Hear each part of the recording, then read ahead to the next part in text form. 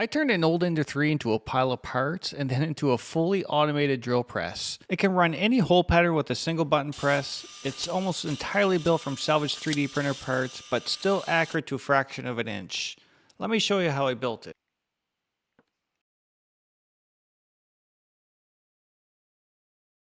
Now that I got the Ender 3 all apart, I can actually see what I'm working with. And to be honest with you, there's quite a few good parts on this thing. 4 stepper motors, limit switches, aluminum extrusions, power supplies, basically everything I think I'll need. I just need to come up with a plan.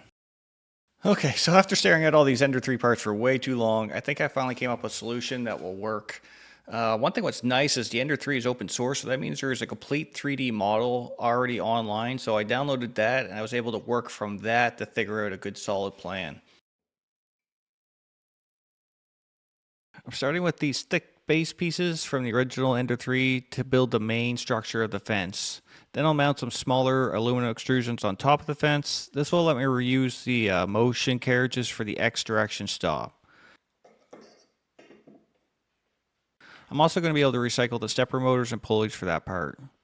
For the in and out motion of the fence, I'm using the Z-axis parts from the Ender 3, the ones that handle the vertical motion.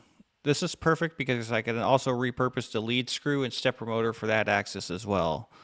The only mechanical part I'll need to buy for this build is a longer GT2 belt for the X stop. Everything else is coming straight from the Ender 3. Alright, so now that I think I got a pretty solid plan on how this thing's going to work, I can think about how I'm going to assemble it all. And for that, I'm going to try to use as many of the existing holes in the profiles as I can from the Ender 3, but I will have to add a few, so I'll do that over at the CNC machine.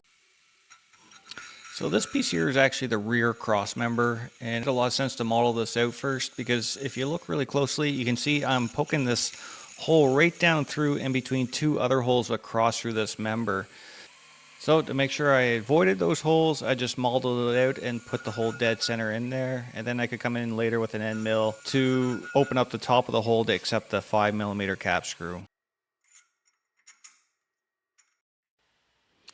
Alright, so with all the necessary mounting holes in place, I can go ahead and start putting this thing together. And I did that by first attaching each Y-axis motion rail to each side of the fence. Now, it definitely would have been better to just have one long piece for the fence, but unfortunately I'm just working with what I have from the Ender 3 parts, so I have 2 individual pieces. But luckily the rails that go across the top will bridge the gap and tie the 2 pieces together.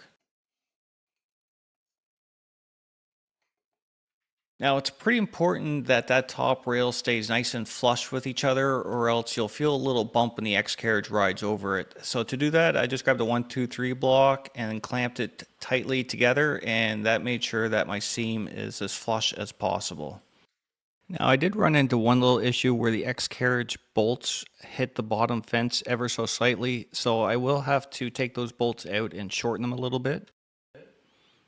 And there we go. You can see I just have enough clearance for those nuts to clear that bottom fence. So perfect.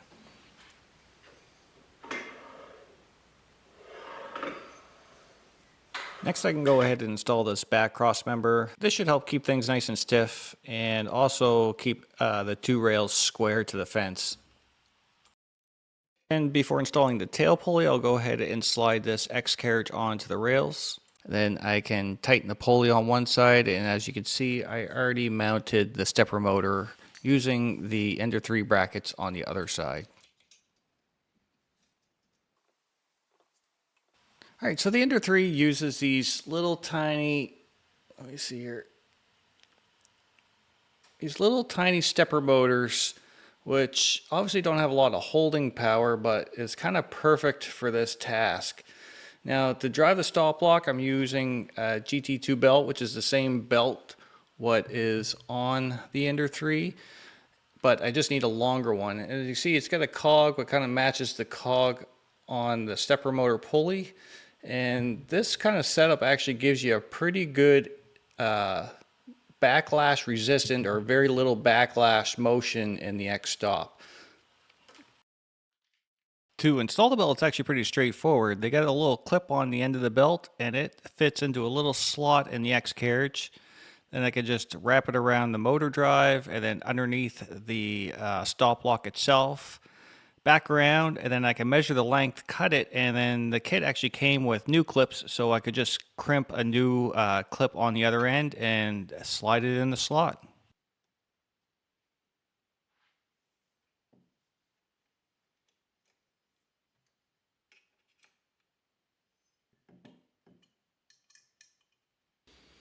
The last thing that needs to be done is I need a stop block for the X carriage. So I decided to 3D print this part.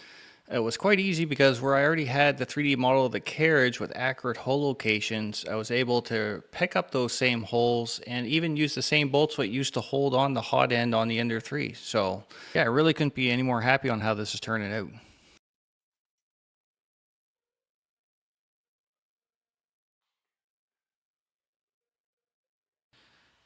I did put a fair amount of thought into what I could use for material for the tabletop itself. Now, obviously, wood would be an option, but like we use this drill press quite a bit with metal and possibly cutting fluids. I really didn't want to go that route. Steel would have been a good option. The only reason, to be honest with you, I didn't go with steel is it was just going to add cost to the build, and I already had all this aluminum extrusion, what would basically work perfect. So the main portion of the tabletop is going to require 4 of these aluminum extrusions. They're 3 inches wide, so that'll give me a 12-inch tabletop, and then I'm going to make it 22 inches long. It is going to have 2 smaller pieces in the back, what the rails of the fence will mount to. So to join all these individual aluminum extrusions together to make one large tabletop, I made these cross members, and then I can just bolt this through the bottom with some T-nuts and bolts.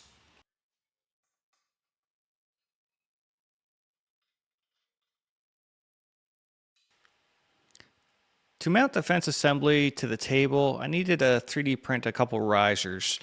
These risers will bolt directly to the T-slots in the table, and then the carriage mounts will bolt directly to the risers.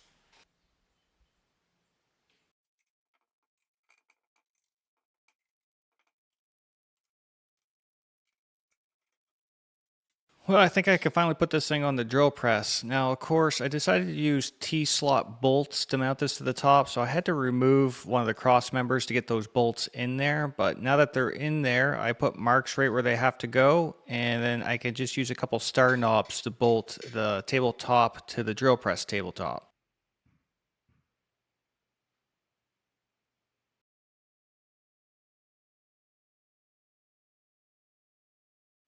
I decided to 3D print an enclosure for all the electronics. I really should be using an electrical rated box, but this should be good enough for testing and prototyping, just to make sure everything is going to work the way it should. The wiring for the setup is actually quite straightforward. I'm using a compact 12 volt power supply instead of the original Ender 3's 24 volt power supply, mostly to save space in the enclosure. However, I am still going to reuse the Ender 3's power switch, which should work just fine. From the 12 volt power supply, I'm running power to 3 stepper motor drivers. Now, these drivers are a little overkill for what I need, but they're only 10 bucks on Amazon and should do the trick. And that last picker stepper driver, I'll let you guess what you think that one's for. The controller I'm using is actually one I already had on hand. It's a USB Mach 3 motion control board. These are very affordable and surprisingly capable. It just needs 12 volt power for the limit switch circuit and a USB connection to the PC running Mach 3. I actually want to take a quick second and talk about motion control boards because using the Mach 3 board was not my first choice. I actually did buy all this stuff here, so I bought an Arduino with a Nexon screen and then a GRBL controller. And what I was hoping is I'd be able to just mount this thing right to the drill press and make it all work, but I quickly got over my head on making this all work without a computer and not a lot of coding. So if I'm going to add a computer, I might as well just use the computer what's right next to the drill press for my other 2 machines. And if I'm going to use a computer, I might as well use Mach 3 because I already know how to use Mach 3. I know I can build a custom screen and build some macros to do like intercom type hole patterns. So yeah, it just made the project a whole bunch simpler to go with Mach 3. Okay, back to wiring this thing up. The control board sends step and direction signals to each stepper motor driver and also supports up to 4 digital inputs, great for connecting things like limit switches, emergency stop, or even a probe in the future if you wanted to. For the stepper motors, I'm reusing the 4-wire motor cables from the Ender 3. When wiring stepper motors, it's important to correctly identify the 2-wire pairs that make up each motor coil. You can do this easily with a continuity tester or multimeter. Each pair of wires with continuity belongs to the same coil. The limit switches are also salvaged from the Ender 3. Since the circuit boards are exposed on these, I designed and printed mounts with protective covers for each one. Each switch is wired with one terminal going to the input pin on the control board and the other going to the 12-volt ground.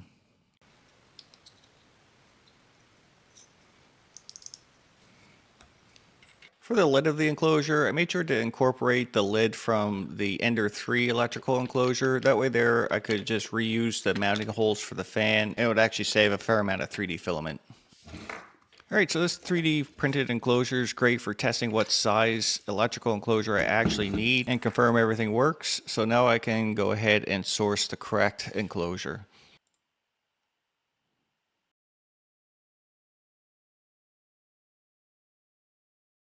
So like I said, I'm going to use Mach 3 to control the fence. Now, this is Mach 3, and as you can see, there's a lot of stuff in here, and to be honest with you, I don't need any of it.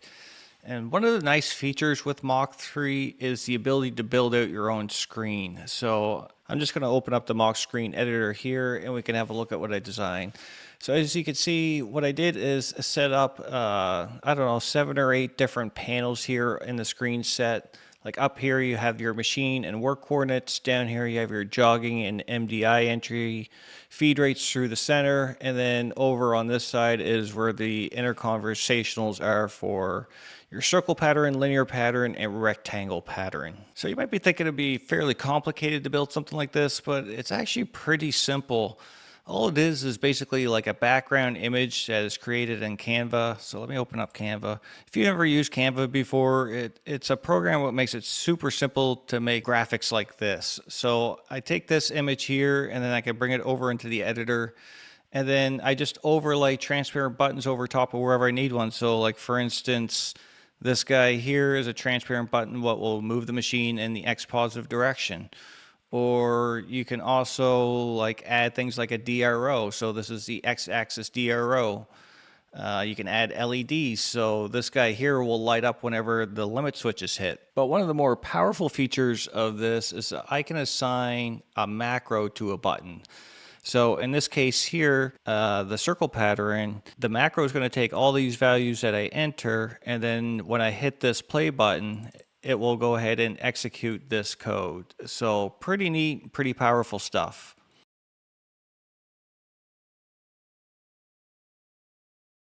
The first test I'd like to try is the rectangle hole pattern. And I think this linear bearing might be a good test for that because the hole is really small. It needs to be really accurate for a 3mm bolt. So the first thing I want to do is measure the distance between holes. Now I get the spec right online. I know it's 20mm in both directions. So all I have to do is convert that to standard and enter that into my hole spacing. To run the test, I'm just going to put a piece of 1/4-inch flat bar in this homemade vise. This is the vise I normally use for my CNC machine, but should work well here. Next, I want to zero out the machine by finding the center point of the workpiece. So to do this, I just penciled in at the center mark and then bumped the machine over till the drill bit was right over that X.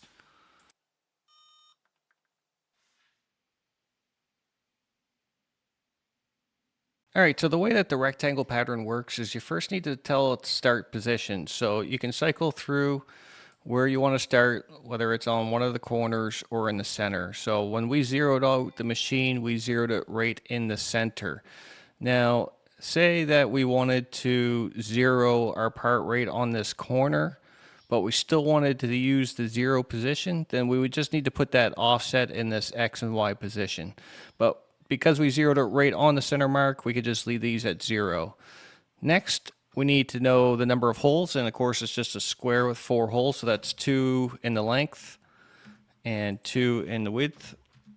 And then the spacing is 20mm, which is 0.787 inches.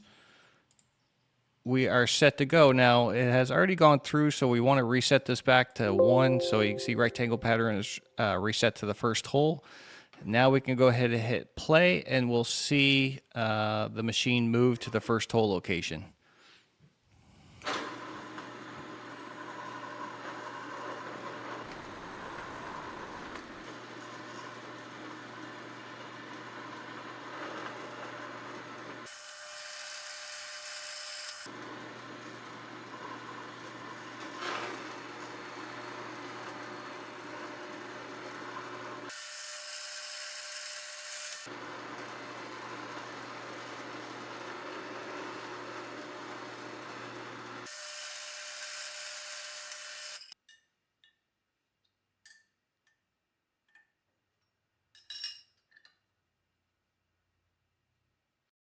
My plate right off the drill press here. Let's see how close we are. So this takes a 3mm bolt, which measures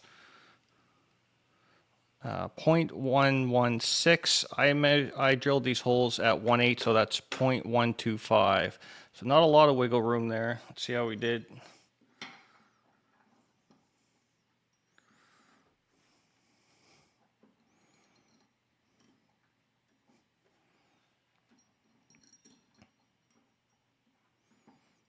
Perfect. Yeah.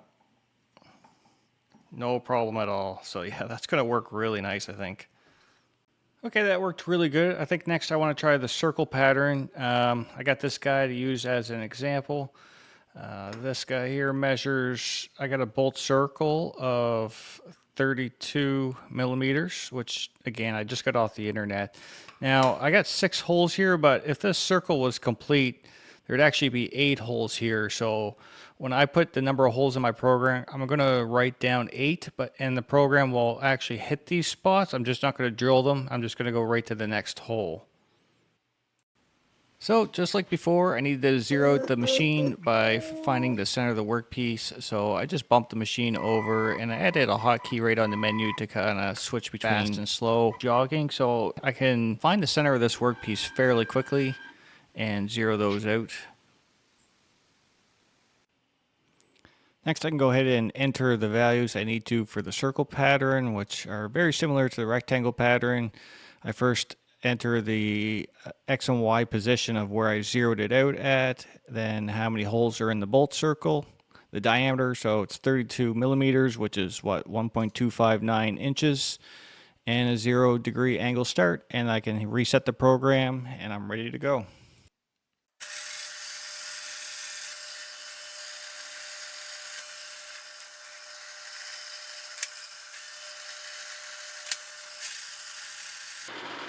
So if you look closely right here, you can see I drilled my hole without the vise being tied up against the X stop. And of course that put the hole in the wrong location. I got through this hole pattern, and then I actually realized I don't have the right size drill bit in there either, because this is a 4mm bolt. So I went ahead and re-drilled the holes, and that's when I noticed that I had a hole in the wrong spot. So as you can see, I got an extra hole in this hole pattern. That's okay. But what isn't okay is these actually don't line up, and I'm not really sure what happened here. So I went ahead and just drilled another one just to see if I maybe didn't have the vise tied up against the stop or what, or maybe the drill wandered. And this guy here does line up. Now I'll throw a few bolts in here just so you can see. Now the problem what I found with this guy is, although all the holes lined up, I'm crooked with this face here. So this kind of sent me down a rabbit hole what the issue could be. I was checking backlash and making sure, you know, everything was set up correctly and vise square and all that stuff. Then I realized, well, this block that I'm referencing is just a cheap block. The holes are not actually in the right spot. So I'm basically 95 thou there and 68 thou there. So I went ahead and modeled that error in Fusion 360, and that works out to 2 degrees. So what I ended up doing is offsetting the whole circle by 2 degrees and trying that, and I believe that's this guy here, and that seemed to fix the problem, so pretty good. So the last hole pattern that the screen set can do is a linear line, which is pretty straightforward. It will just equally space holes on a straight line at any given angle. The other thing is I also planned on using a larger stepper motor. Actually, I got it right here. This guy here to power the table going up and down. But at this point, the video is just getting too long, so I think I'm going to save that for another day. I'm Ryan Nothwell. Thanks for watching.